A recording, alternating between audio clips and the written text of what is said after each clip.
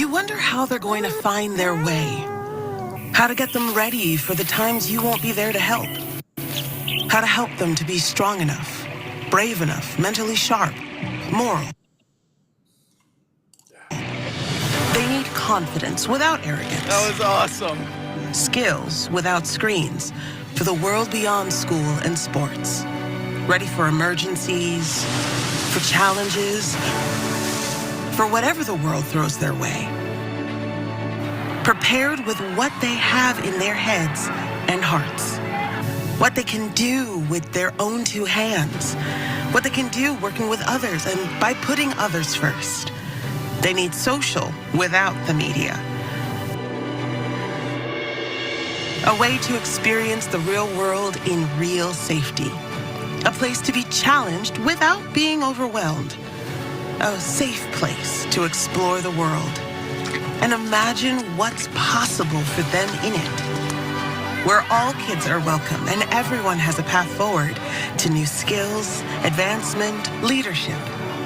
Where their individual effort can create something invaluable. Something they will carry with them the rest of their lives.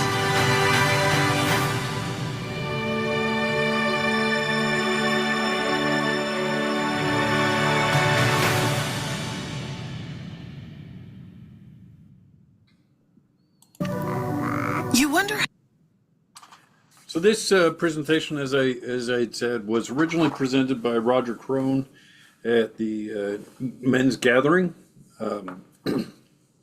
It has been adapted and some things have changed. I'm not going to introduce Roger or introduce myself as Roger, but I wanted you to know where the information came from, and I do have his permission to share it. And I thought it was important that a broader scouting community within the Methodist Church got the chance to see some of the information. When Roger was talking to the group about our connection, I thought it was intriguing. This picture comes from the General Commission on Archives and History, and actually points out that the relationship has been over 105 years at this point. And it's an interesting dynamic that the Methodist Church has been deeply connected. We were not the first church to sign on as an MOU, but we've been there since 1910, and even some small congregations where pastors were reaching out to Baden-Powell prior to that through our connections back to England. The mission statement of the Boy Scouts, as you all are aware of, is to prepare young people to make ethical and moral choices over their lifetimes by instilling in them the values of the Scout Oath and the Scout Law. I believe, personally, that this is actually that foundational place that gives us our guide star for what we are looking at as Methodist in terms of mission in comparison and connection with Boy Scouts. But the second piece that is really powerful is the welcoming statement. Scouting invites every youth to a safe, fun place to learn, explore, and grow. When people within the United Methodist Church have thought about Scouting's past and being exclusive, I'm quick to remind them, but gentle to let them be reminded that Scouting opened its doors to see the value of all children and all people 10 years before the General Conference, which changed our statement about valuing all people and accepting them as people that are members of our organization.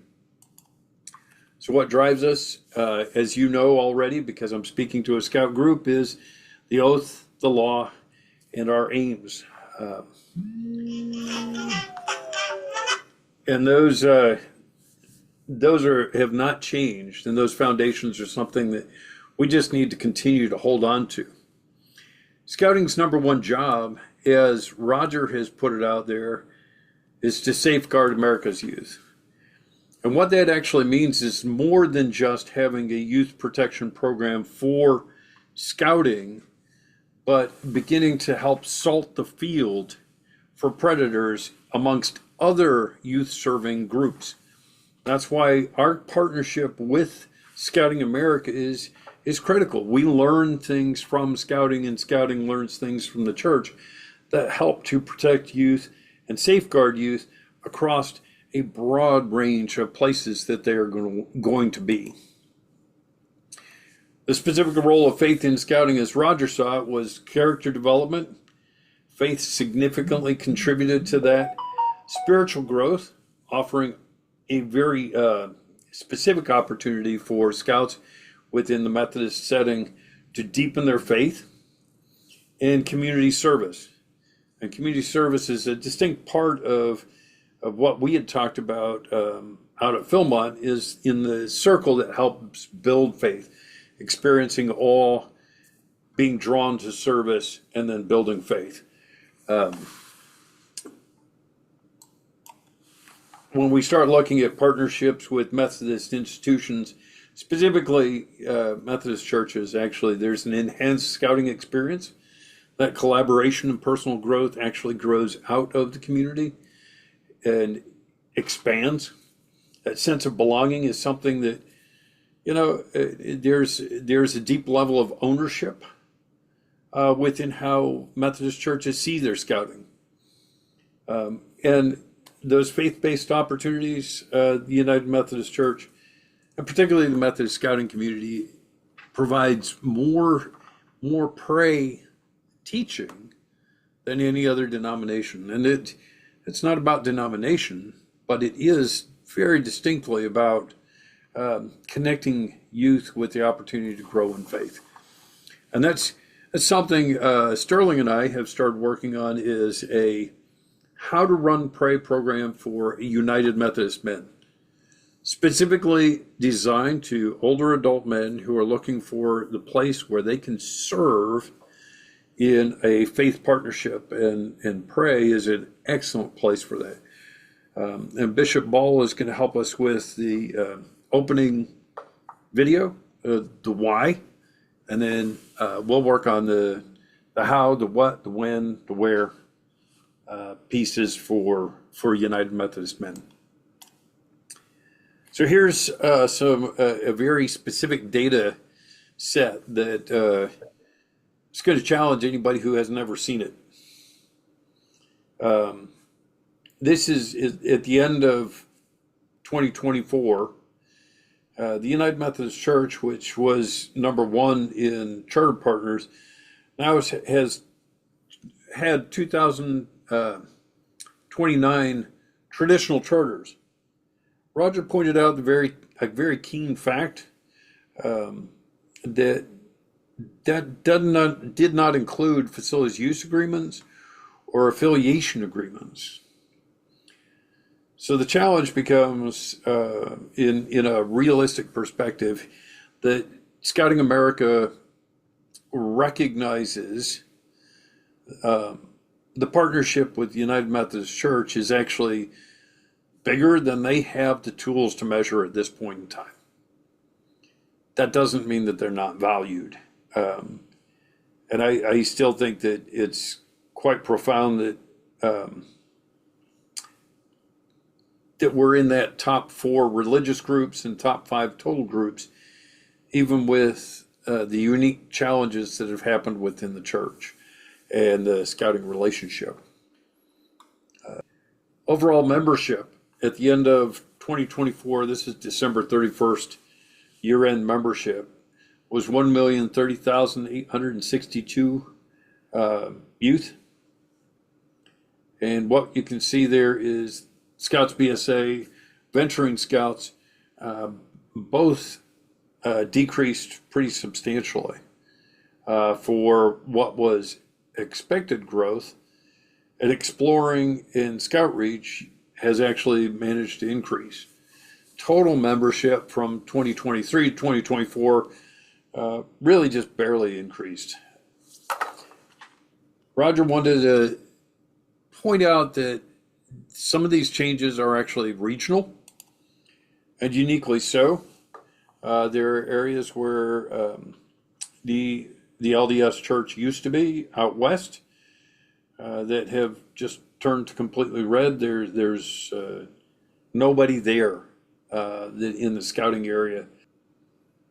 So if you can look at the area that you live in, you can probably guess whether you're growing or decreasing. And it's kind of a hodgepodge as to where people are at. So like Tom is here from New England, and parts of New England are actually growing, and parts of New England are significantly dropping. And it's kind of a hit or miss depending on which particular area you're in. The same is also true down in the south, where we actually got some growth, but then we have areas where decline is actually pretty dramatic. Overall, United Methodist Charter units and youth, what you actually see is a substantial decrease over time. And part of that just comes out of beginning in 2021 with the transition to facilities use agreements and affiliation agreements. And then that settles out about 2023. What I found interesting is when you start to look at this, that in 2025 year to date, the total number of traditional chartered partners, traditional chartered troops, units has gone down, but the total youth membership held by those charters has actually increased. So the size of units being covered by United Methodist is actually getting larger, which bucks the trend across the board for all of the rest of scouting. Scouting tends not to have units grow in size. They find some kind of status and homeostasis spot that fits their community or their leadership and tends to stay. That is not the case for the United Methodist Church. Over the last 3 years, we've actually been growing in size of units. And that kind of matters today. And the next few slides are actually going to go through and talk a little bit about where families at. Families have a lot more options for activities, and they have less time. There's a whole lot of two-parent job households. There's a whole lot of households where income assistance is needed. Families are starting later and they're smaller. So what families choose to do with their time has to be something of great value. I believe scouting is, but we need to start, being able to show that. Part of the reason that it's really needed is, and if you have the chance to read The Anxious Generation, I think you probably need to go ahead and get the book, take a look at it. Because one of the things that's happening is as technology has changed, and it's not all technology's fault, but society has also changed. And we have a generation who is expressing more mental health issues than ever before at an earlier age. Which is part of something that scouting is trying to address specifically. So this is actually just a deeper look at it. Younger people, more than older people, are just having a depth of anxiety and mental health issues. And you can see that 18 to 25-year-old group is extremely high. Almost 20%. Younger people are seeing higher and higher and higher rates of mental health issue. And that actually parallels the suicide rate.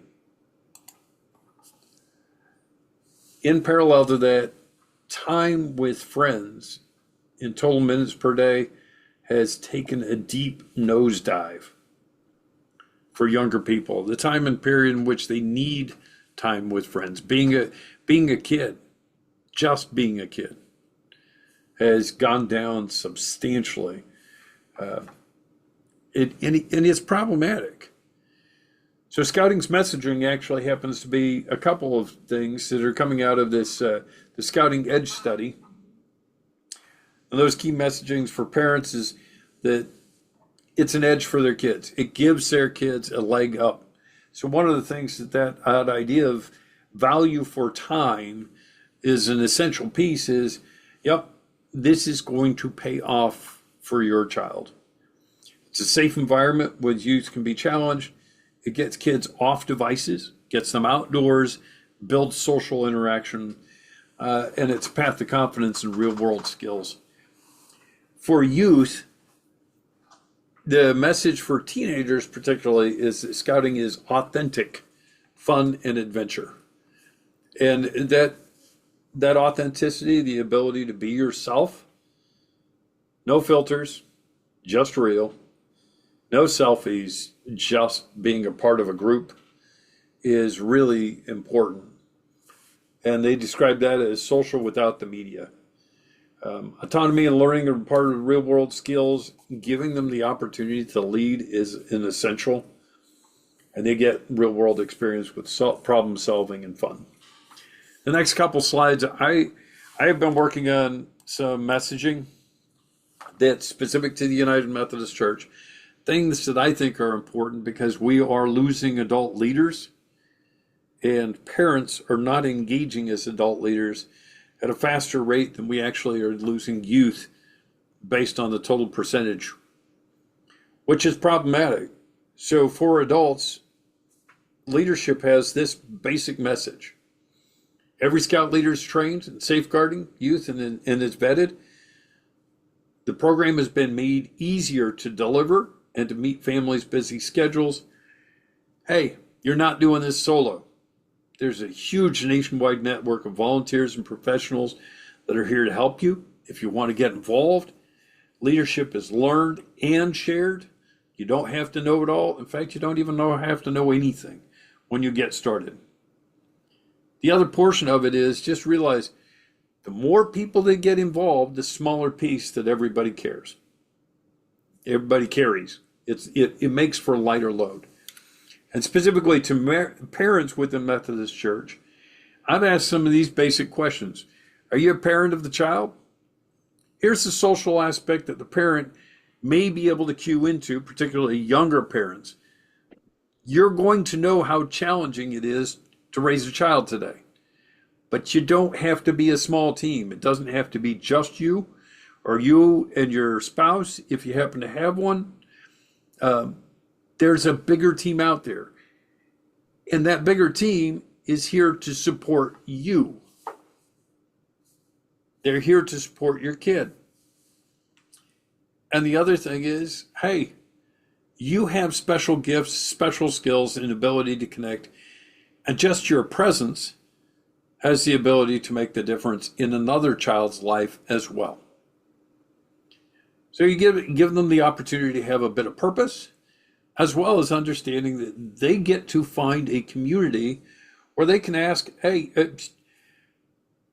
your son, Michael, he's an Eagle Scout. He's here at the camp out. He's just awesome. And then mom can take a look at him and say to that mother of a 13-year-old who's not doing well, hey, it's okay. Michael was just like that. Which tends to shock the younger parent. But this is a real part of the truth. For adults who are on the team, we need to be sharing the message that scouting is where you can learn and grow with your child. You're going to learn and grow. This isn't just for the kids growing. There are things that are going to help you grow. Expertise, if you have it, it's appreciated. But if you don't have it, then that's okay. It's not needed. It's truly not needed.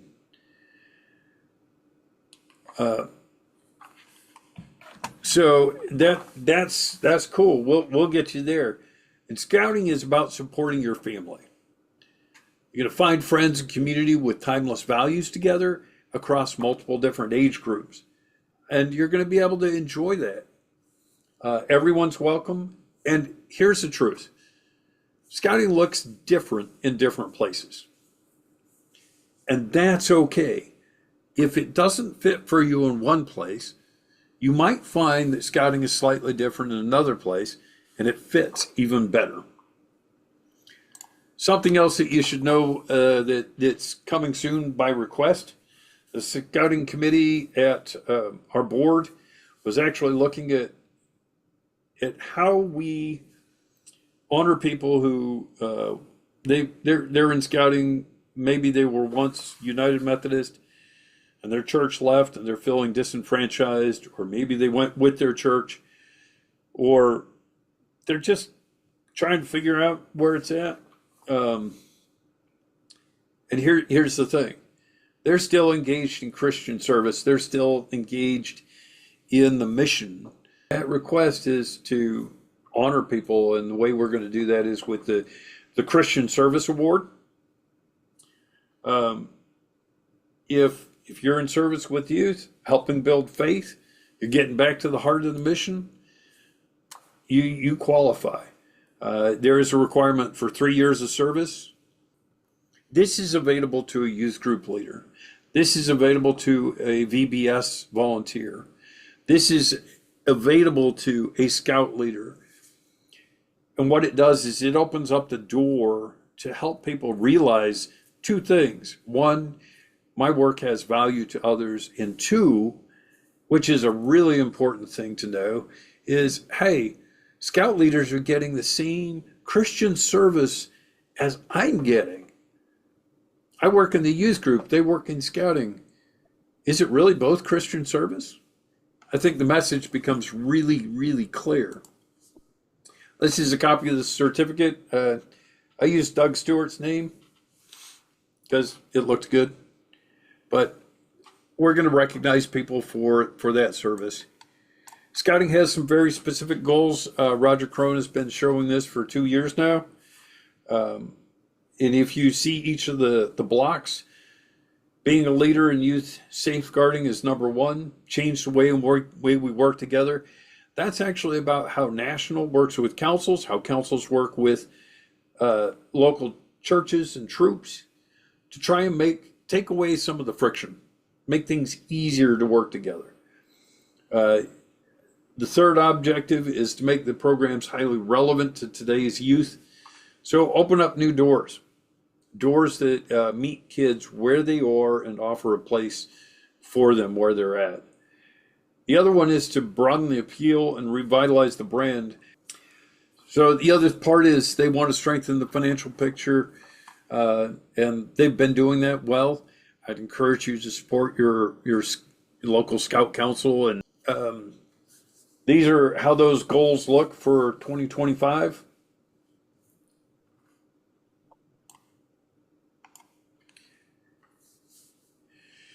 Another thing that Scouting has begun to talk about and they've been thinking about is how to build bridges with chartering partners.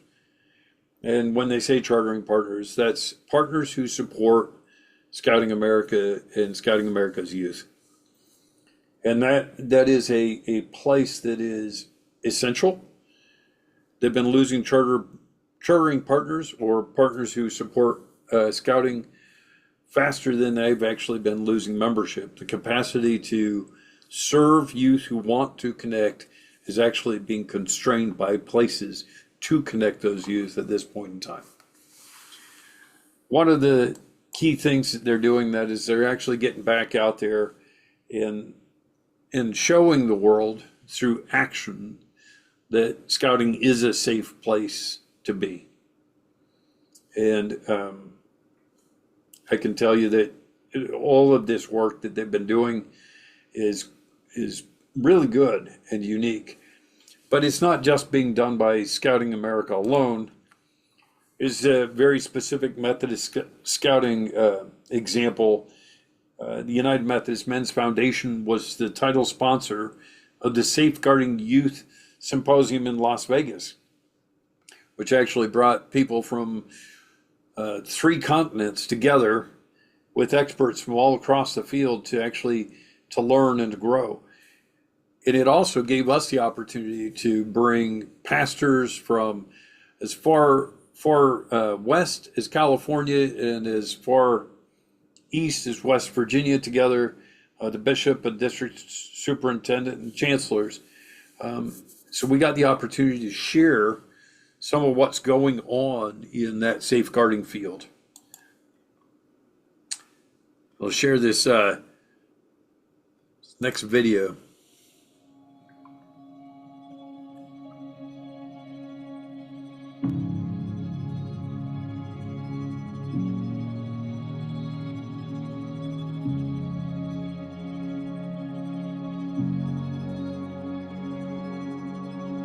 Welcome to Scouting America.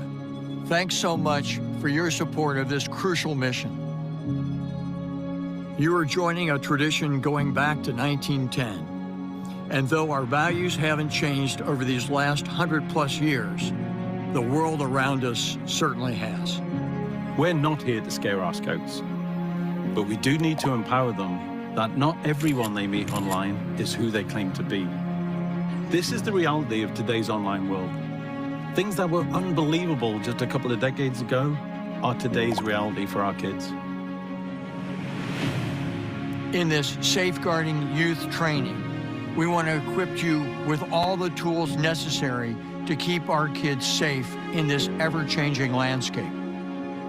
Let's talk about how to be proactive so we can prevent abuse from occurring in the first place.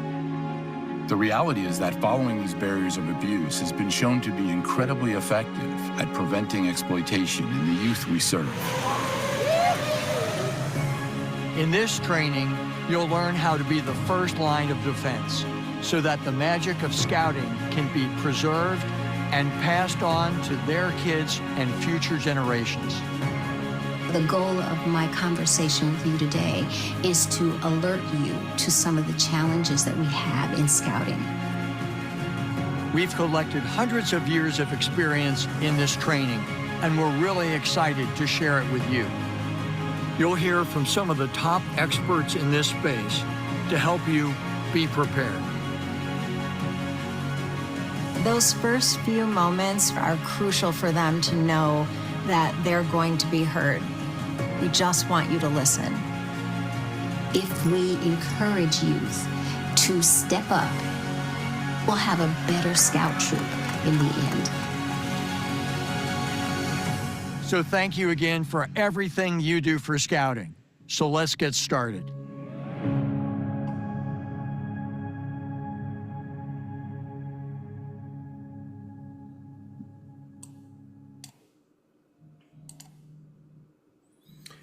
I wanted to share one more thing that I think is crucial for the Methodist and Scouting relationship. Many people will know the story of stone soup. Not everyone, but a lot of people. A guy goes into a village and everybody's hungry and everybody's kind of wrestling because they all have very limited amount of supplies.